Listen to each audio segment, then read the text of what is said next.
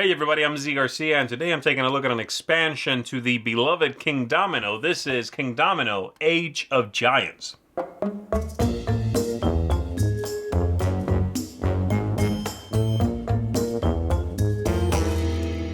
The main concept to be found in this expansion is a set of new tiles that when drafted into your kingdom are going to give you a giant who comes along to bother you.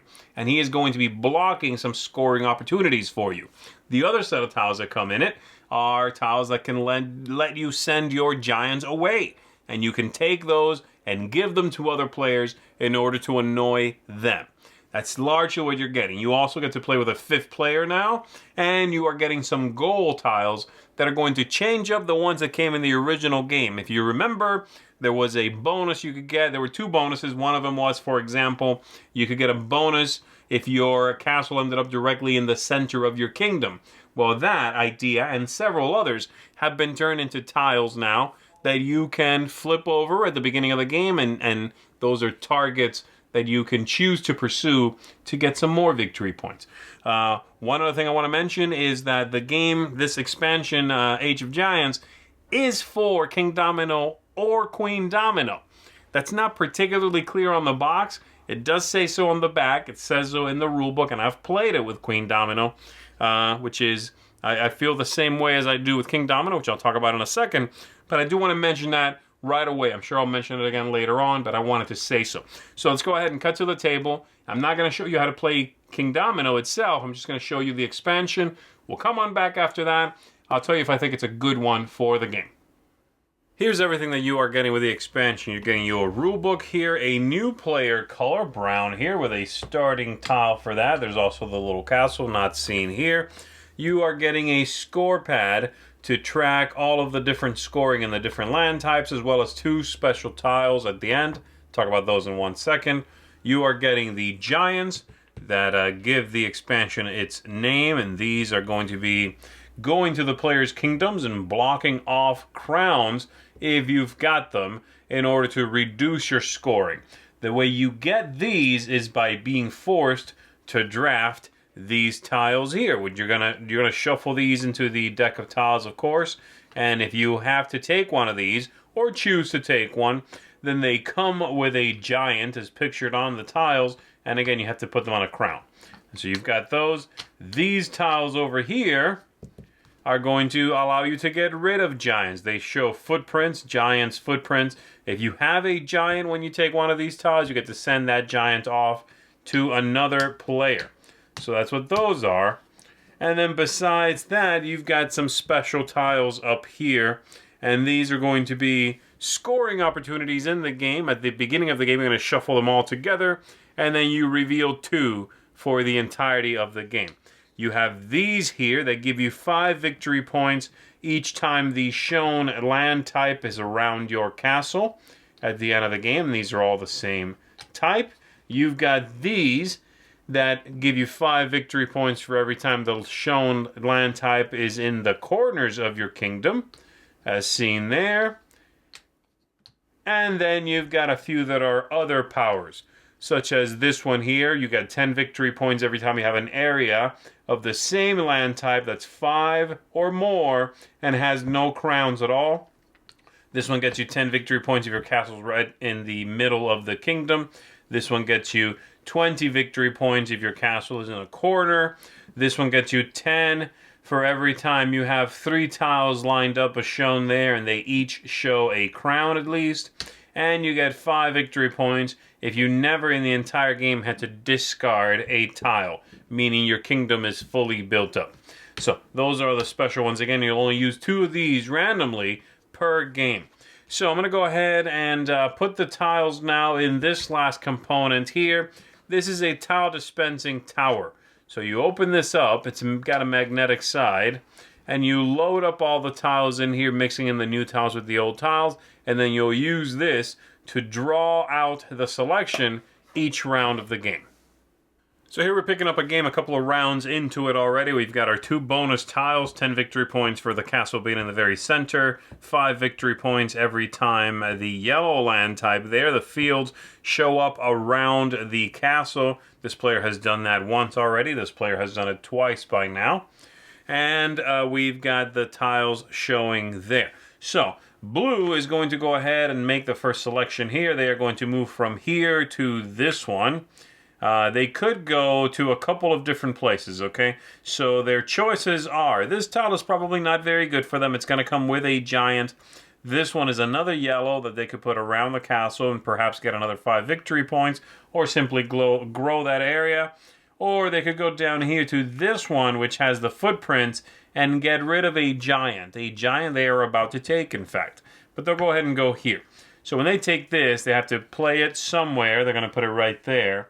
And since it pictures a giant, they must take one, and it will cover up one of their crowns. They're going to go ahead and put it right here, on this crown there.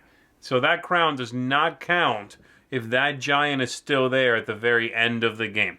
If you ever have to take a giant, by the way, and you have no crowns at all in your kingdom, you simply ignore the giant. Then it'll be this player's go. They are going to go ahead and take that one, and they will build this. They're going to go right there. And then lastly, this player's going to go here and take this one, and they'll play that right here. All right. And now we display the new tiles for the next round. The way it works is you always will pull out from the tower, and this is what the tower looks like, loaded up, by the way, with all the tiles in there. You'll always pull out 5 of these tiles from the bottom, like so. You would use all of them if you were playing with 5 players. If you're playing with fewer than that, then you have to do some organization. So the first thing you do, as always, is you organize these numerically. So we're going to go the letters always first. So in this case, A, then the 39, the 47, the 51, the 54. If you're playing with 4 people, you remove the very center tile there.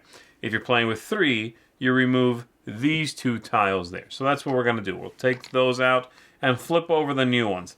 As I said, the letters always go at the beginning, and the letters are always going to give you a giant. This one down here would get rid of a giant.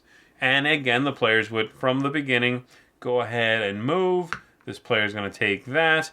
They'll take this tile. They are going to play it over here and immediately take a giant, because that's what the tile says. They're going to put it right there. How about that? They're going to put it right there. Okay? The other thing they could do is, instead of doing that, they could have put this here and still cover up only that one, getting a much better score, because that's still that land type. And then blue would go. Blue is going to avoid getting another giant, seeing as to how they have one. They want this, though. So they're going to go ahead and put that around the castle, getting 5 victory points by doing so. Again, just at the end of the game. And then pink's going to go. They don't have a giant to get rid of, so they can ignore the footprints there. And they'll just put this somewhere. It has to go around the castle, so they'll put it right there. All right. And this continues, of course, until the game is over. And then you've got endgame scoring, as I said, using the pad. Players' names across the top, each of the land types right here, and then the 2 bonus tiles, which would be these and these. If the game stopped right now, we don't know if their castles would be in the middle yet, but this player would get 5 victory points here. This player would get 5, 10, 15 victory points there for those land types around the castle. And that's all there is to it. Just continue doing that until the game's over, add up your scores, and see who the winner is. Alright, so that's Age of Giants. Let's talk about this. I'm going to start with thematic ties. Do I like the theme of this expansion? Does it fit in well with the original game? I think it does. I like the idea of giants suddenly showing up in your kingdoms and, breaking your stuff, invading your lakes, invading your forests, things like that. It's neat. I also like the ability to pick on each other a little bit, and I like some tiles being much better to draft than other tiles. That was always a thing, but that point is now hammered home. So I enjoy the theme here. Aesthetics, component quality, all of that stuff. The game pieces are fantastic, matching basically the original tiles, original pawns, all of that stuff. The only thing I have an issue with here, it's not a massive issue for me specifically, and I'll tell you why, but it is an issue, is that this tower here that comes built in this box is going to be too large to fit in your original Kingdomino box. You'd have to either keep this around or do what I did, which is this tower ended up in the Queen Domino box for me. Because I think I'm going to end up playing this more with Queen Domino than King Domino, you know? But that's just my own thing. So that's my only issue there as far as the components go. The tower's cool. I like the tile dispenser idea, but it is too big to fit in the original box, which is unfortunate. All right, let's talk about replayability. Does the game scale well? Are there new things to discover and so on? It now plays up to 5, which I think is fine. The game is short enough where playing to 5 is not a problem, so that's neat. And I do like the way they've adjusted for the tiles to still come out at the same rate with you simply removing some from the selection before you pick for lower play accounts. And that also works well. The way the new tiles are structured, with the letters always going first, the footprint tiles always being last because they're the highest numbers, does mean that they are very, very much likely, more likely to stay in if you're removing tiles. So that's another good way in which the expansion forces itself to show up in the game, even if you are removing tiles from the setup. So there is that as well. The discovery is going to be largely very simple. So I think after you've played once, maybe twice, you know what to expect. You understand how the giants work, how they affect each other, that sort of thing. And the gold tiles, I think, are the ones that get more of the glory when it comes to that. When it comes to discovering how to pursue some, if you should pursue them, what you are giving up by pursuing a specific goal. Like, oh, I want my castle to end up in a corner. That's 20 points. You're also probably hurting yourself a little bit by pursuing those 20 points. So do you do it? Do you not do it? Do you start and then give up? That's the sort of thing that I find the most interesting when it comes to replayability in the game. Game length. Is it interesting the whole time? Does it get repetitive? I think it's basically the same as the original game when it comes to this. It's going to be, like I said, about the same length of time.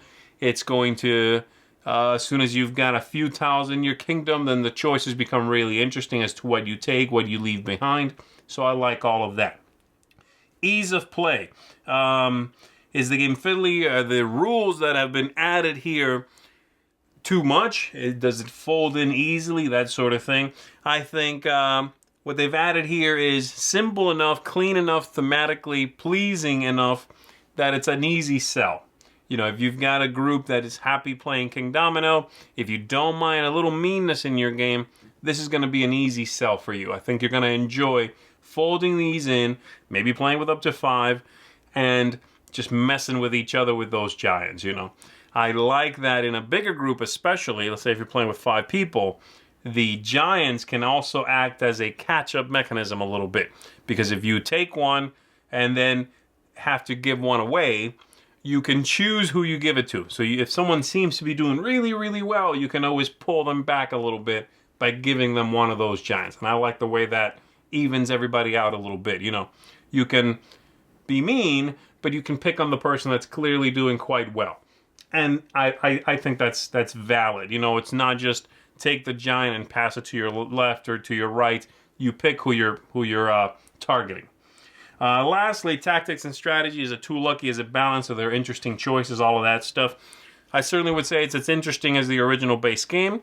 The new concept here is tactically rich. If you want to take a giant, you're going to go first, right? You know that you're going to pick first from the next set because they're always, again, at the beginning. If you give a giant away, you're going to go last, most likely. And the tiles that give you bonuses is really where the most interesting thing in the expansion is for me. Having different goals from game to game gives you something new to pursue and does kick up the replayability for me quite a bit as well. So that's where the tactically interesting stuff is. If you played with the original variants that came in the rulebook, if that was something that interested you, I think you're really going to like these tiles. Because again, they give you those 2 that came in there and a bunch of new ones that you can play with and mess around with. So overall, this is a good expansion. I'm very happy with it.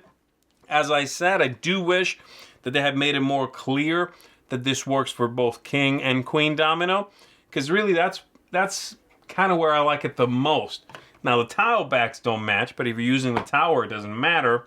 And king domino is so simple and is such a good introductory game that I almost myself want to keep that as vanilla as possible and kick up my queen domino experience, you know. So for my money, I think this is going to work well with queen domino as well, and it's going to give you yet another thing to do in that game that'll be interesting and satisfactory and really does build up what you can do in queen domino, which was quite a bit more really than in king domino, you know. So, but either way, this is going to be a good pickup for you if you enjoy either one of those two games.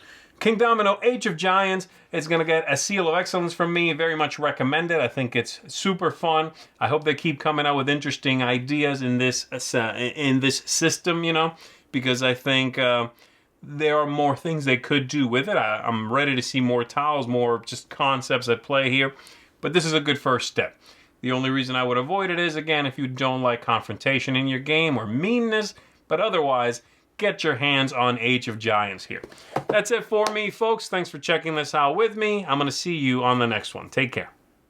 Thanks so much for watching the Dice Tower videos. Find more great videos and reviews, as well as our top-rated audio podcast at Dicetower.com.